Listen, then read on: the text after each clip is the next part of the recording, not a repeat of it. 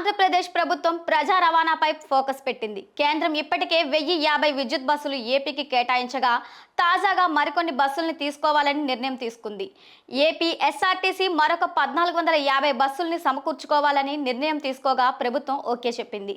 సుస్థిర విద్యుత్ వాహన పాలసీ 4.0 కింద ఆర్టీసీలో మార్పులకు సిద్ధమయ్యారు. ఆర్టీసీకి ప్రస్తుతం ఉన్న 8375 డీజిల్ బస్సుల స్థానంలో విద్యుత్ బస్సుల్ని 2031 నాటికి అందుబాటులోకి తీసుకురావాలని ప్రభుత్వం ఆదేశించింది.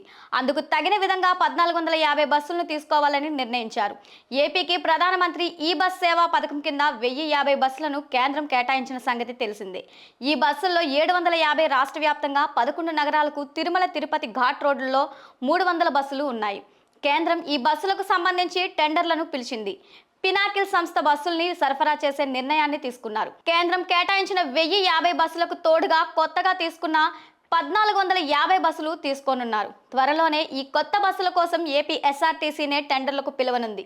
ఈ బస్సుల్ని ప్రభుత్వ ప్రైవేటు భాగస్వామ్యం కింద అద్దె ప్రతిపాదకన తీసుకురావాలని భావిస్తున్నారు.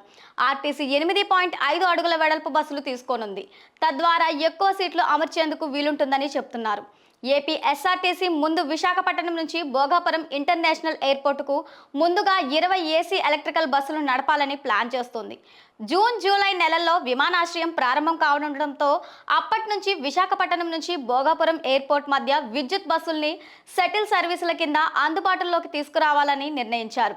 ఏపీలో కేవలం విద్యుత్ బస్సులు మాత్రమే కాదు, సిఎన్జి బస్సుల్ని కూడా తీసుకురావాలని ఆర్టీసీ భావిస్తోంది. 15 ఏళ్లు దాటిన బస్సుల స్థానంలో 500 సిఎన్జి బస్సుల్ని కొనుగోలు చేయనున్నారు.